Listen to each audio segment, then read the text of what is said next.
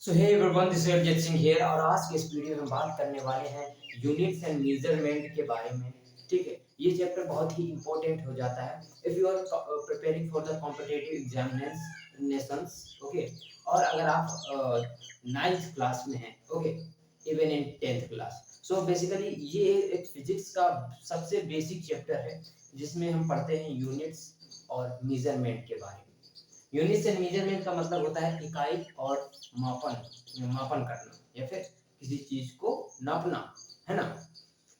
तो हम उसी के बारे में आज डिस्कस करने वाले हैं। इसका हम एक क्विक रिवीजन करेंगे, बहुत ही जल्दी हम सारी चीजों को कवर करेंगे और एक माइंड में अपने दिमाग में एक क्रिएट करेंगे। ठीक है, so unit and measurement. Unit का मतलब होता है इकाई, ओके, राइट। मेजरमेंट का मतलब होता है मापना। जब हम सबसे छोटी चीज को मापेंगे, ठीक है, लेट्स से कि हमें देखिए ये डस्टर है, ठीक है, ये डस्टर की कुछ यहाँ से मेजरमेंट होगा कुछ कि कितनी लंबी है, बट इसमें जो सबसे छोटा एक माप जिससे एक यूनिट होगा इसका, ठीक है, तो वो मिलाकर हमें, जैसे मान लीजिए हमारे पास ये 5 सेंटीमीटर की है, हमने कहा 5 सेंटीमीटर, तो 1 सेंटीमीटर जो है 1 1 1 1 1 इस तरह से हमारे पास क्या हो जाता है, 5 सेंटीमीटर आ जाते हैं। तो यूनिट यूनिट हमें चीज देखिए, सेंटीमीटर इसका यूनिट हो गया। कोई चीज है जिसको मैंने किलोमीटर में मापी है, मान लिए 40 किलोमीटर है, तो उसकी एक यूनिट कितनी हुई, 1 किलोमीटर।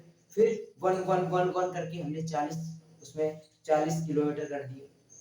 फिर मान लीजिए इससे भी छोटी चीज है, उसको हम मिलीमीटर में नाप रहे हैं, तो 1 1 1 करके हमने कुछ चीजों को, कुछ डिस्टेंस को नापी। तो ये क्या होता है, हमें यूनिट बताता है। फिर हम किसी चीज को मापते हैं जैसे केजी में, राइट, केजी में। फिर हम किसी चीज को मापते हैं लीटर में। इन सारी चीजों को जो मापन होता है, जो इकाइयां होती हैं, ये सब यूनिट्स और मेजरमेंट में हम पढ़ने वाले हैं। तो देखिए, हमारी जो रेगुलर बेसिस पे जो हम डेली यूज करते हैं चीजों को, ये सब जो ये फिजिक्स है चैप्टर है, ये हमारे डेली बेसिस का एक यूजफुल पार्ट है। जैसे कि हम मापते हैं केजी को रोज, ठीक है, कि कितने किलो है। मान लीजिए हमारे पास गेहूं है 5 किलो है, 5 क्विंटल है, ठीक है, तो इन्हें हम केजी में मापते हैं, ठीक है, तो ये एक यूनिट हो गई केजी। अब इसके आगे ये यूनिट का कोई काम नहीं है अगर इसके आगे कोई नंबर नहीं है। So it is always classify, I can say, ये हमेशा नंबर को शो करता है कि इसके आगे जब तक कोई नंबर नहीं रखा जाएगा तब तक दिस इज नथिंग, राइट। या फिर हम फिर लीटर में नापते हैं। अब देखो, ये भी एक नंबर को शो करेगा। अगर जब इसके आगे मान लीजिए हम 5 नहीं रखेंगे या फिर मान लो कुछ नहीं लिखा है, तो लीटर लिखा है, व्हाट इज दैट, लीटर लिखा है। तो unit, this is the basically unit जो कि हमें बताता है मेजरमेंट को, एक एक्चुअल करेक्ट मेजरमेंट को, ठीक है, हमारे डेली बेसिस पे। फिर KG, litre, kilometre, metre, all these things all are unit, ठीक है। सो ये कैसे हैं, क्या है, और यूनिट्स किस तरह से बनते हैं हमारे पास, तो उन सभी चीजों के बारे में आज हम जानने वाले हैं। देखिए, यूनिट्स एंड मेजर, इनके पहले हम जानेंगे कि क्वांटिटी कौन सी होती है। देखिए, फिजिक्स में हम पढ़ते हैं सबसे पहले क्वांटिटी। तो दो प्रकार की हमारे पास क्वांटिटी आती है, फिजिकल क्वांटिटी, ओके, उसके बाद derived quantity.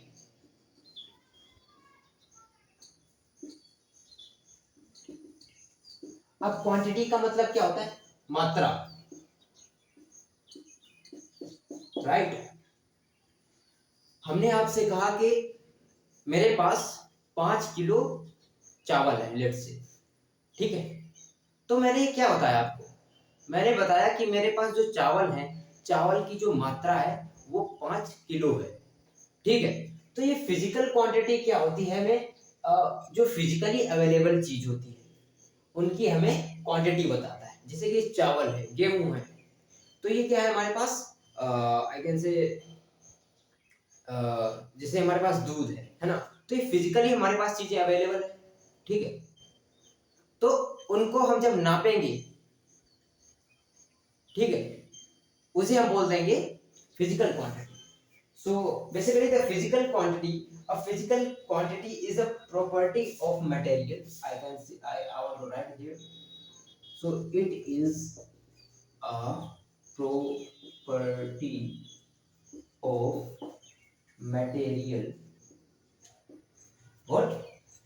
It is a property of material or system that can be measured, right?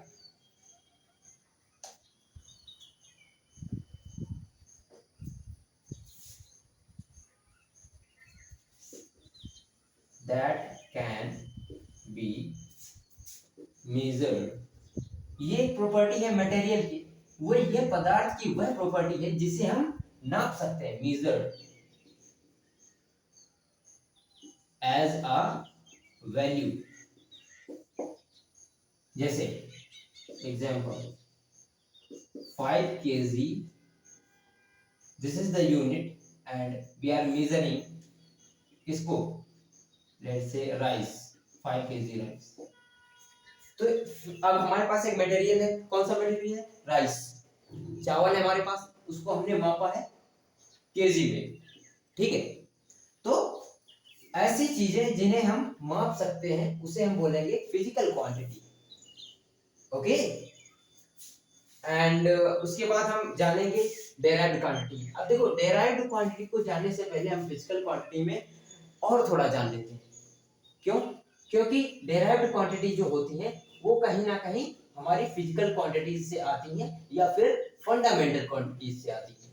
So basically इनका वजूद इनकी वजह से है, फंडामेंटल क्वांटिटी और फिजिकल क्वांटिटी की वजह से, राइट। तो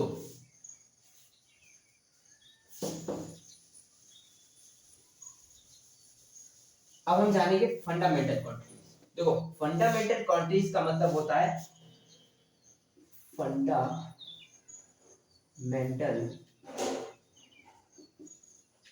क्वांटिटीज। फंडामेंटल का मतलब क्या होता है, वह चीज जो कि you know I can say unique, जो प्रारंभिक है, जो यूनिटरी है, फंडामेंटल, जिसकी वजह से सारी चीजें स्टार्ट होती है। सो independent quantities that can not be expressed in the term of other quantities.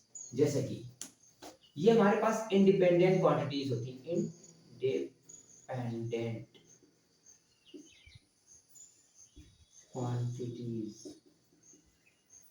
जैसे कि पहली हमारी 7 क्वांटिटीज होती है हमारे पास, फंडामेंटल क्वांटिटीज होती है हमारे पास 7। जैसे कि लेंथ, हम किन चीजों को मापते हैं, ठीक है, मास, मास का मतलब वजन, ठीक है।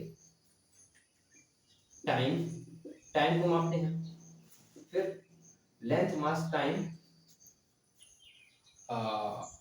उसके बाद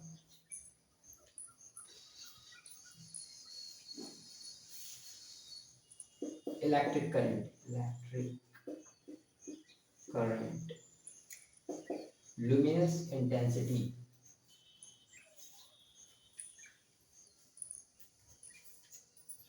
फिर कोई सब्सटेंस है उसका अमाउंट ऑफ सब्सटेंस, 6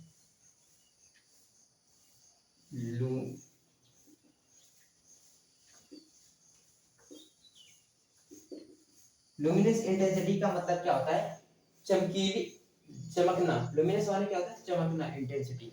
सो जब कोई चमकती हुई चीज है ना, इसके बारे में बात करेंगे बाद में। Luminous intensity in the candela, basically जब कोई ब्राइट चीज होती है, जैसे कि हम पढ़ते हैं क्या बोलते हैं उसे, लुमिनस।